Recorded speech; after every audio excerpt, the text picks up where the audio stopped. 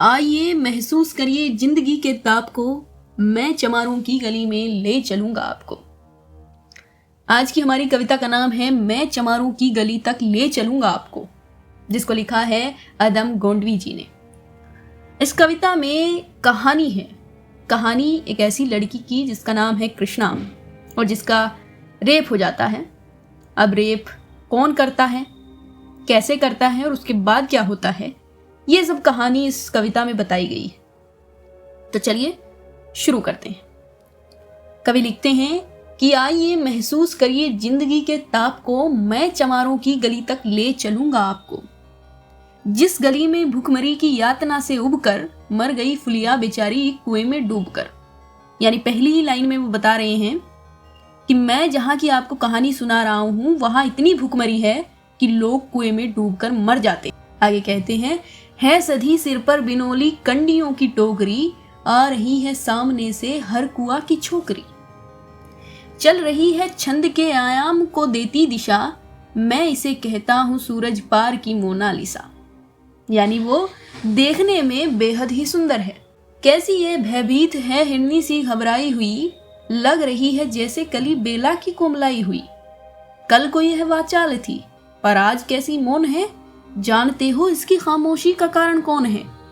यानी ये जो लड़की आ रही है ये कल हंसी खुशी से बोल रही थी, बड़े अच्छे से बातें कर रही थी, लेकिन आज ये भयभीत है, हिरनी सी है, घबराई हुई।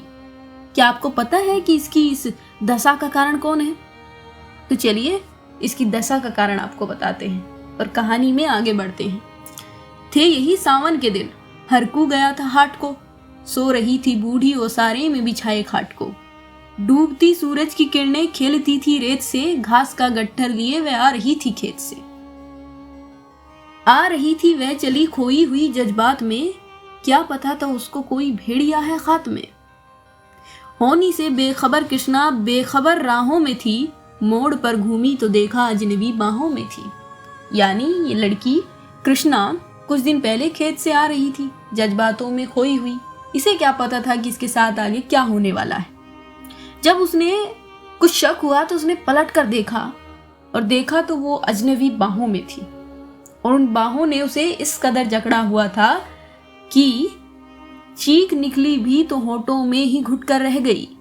छटपटाई पहले, फिर ढीली पड़ी, फिर ढह गई।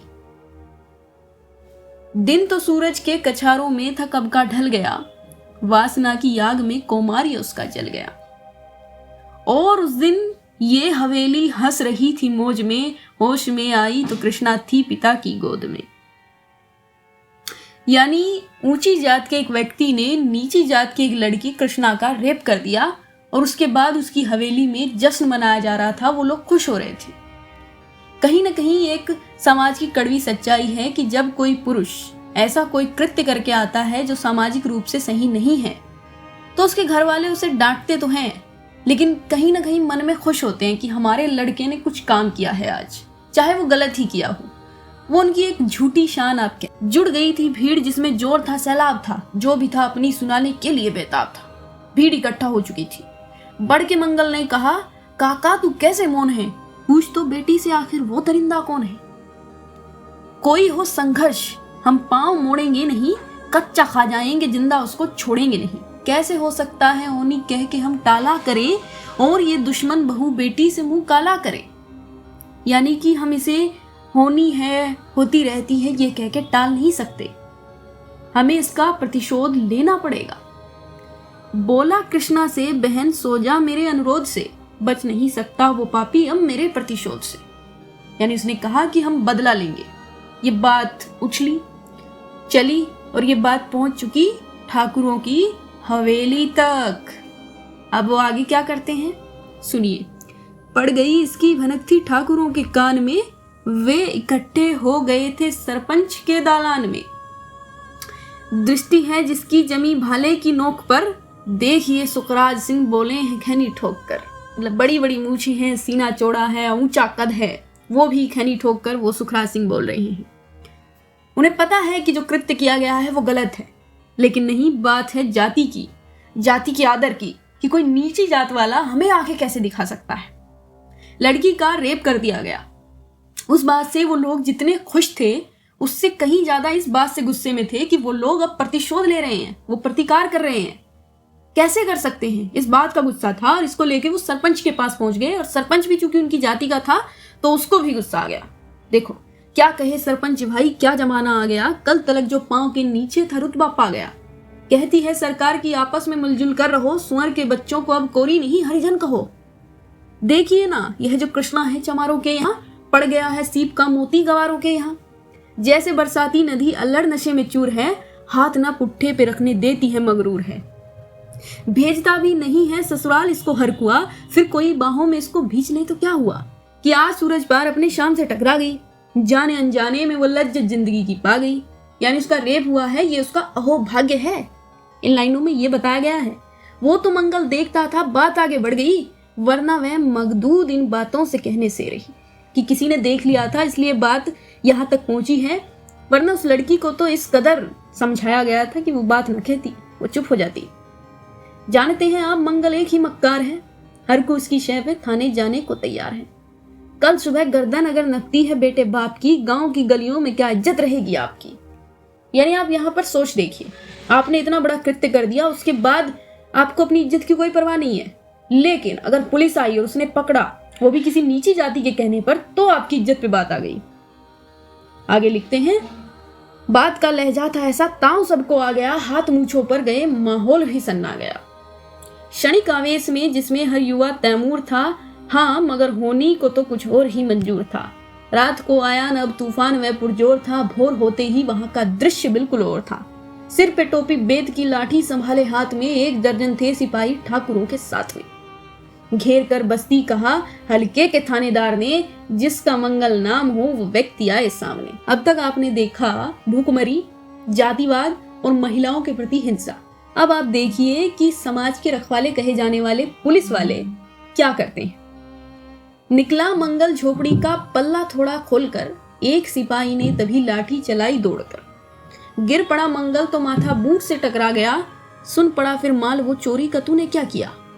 कैसी चोरी, माल कैसा। उसने जैसे ही कहा एक लाठी फिर पड़ी, बस होश फिर जाता रहा। होश खोकर वह पड़ा था झोपड़ी के द्वार पर। ठाकुरों से फिर दरोगा ने कहा ललकार कर, मेरा मुंह क्या देखते हो, इसके मुंह में थूक दो, आग लाओ और इसकी झोपड़ी भी फूक दो। और फिर प्रतिशोध की आंधी वहां चलने लगी, बेसहारा निर्बलों की झोपड़ी जलने लगी। दूध मुहा बच्चा बुढ़ा जो वहां खेड़े में था, वह अभागा दीन हिंसक भीड़ के घेरे में था। घर को जलते देखकर वे होश को खोने लगे, कुछ तो मन ही मन मगर कुछ जोर से रोने लगे। कह दो इन कुत्ते के पिल्लों से कि इतराए नहीं, हुक्म जब तक मैं न दूं कोई कहीं जाए नहीं। यह दरोगा जी के थे मुंह से शब्द झरते फूल से, आ रहे थे ठेलते लोगों के अपने रूल से। यानी ये सब दरोगा जी ने कहा कि ये कुत्ते के पिल्ले कहीं नहीं जाएंगे जब तक मैं हुक्म ना दूं। उनकी क्या गलती थी, यही कि वो प्रतिकार कर रहे थे। फिर दहाड़े इनको डंडों से सुधारा जाएगा, ठाकुरों से जो भी टकराया वो मारा जाएगा। एक सिपाही ने कहा साइकिल किधर को मोड़ दें, होश में आया नहीं मंगल बहुत छोड़ दें। बोला थानेदार मुर्गे की तरह मत बांध दो, होश में आया नहीं तो लाठियों पर टांग लो। ऐसे समझते हैं ठाकुरों से उलझना खेल है, ऐसे पाजी का ठिकाना घर नहीं फिर जेल है। यानी पहली बात तो उसकी बात नहीं सुनेगी, उसे मारा गया। वो बेहोश था, उसके बावजूद भी उसे लाठियों पर टांगकर जेल ले जाया गया और कहा गया कि अगर कोई ठाकुरों से टकराएगा तो उसका हाल यही होगा। यहाँ पर बात की गई है डर की, जो ऊंची जाति वालों ने नीची जाति वालों के दिलों में बनाया था। अब कवि बाद में अंत में आते हुए सरकार के लिए कुछ लिखते हैं।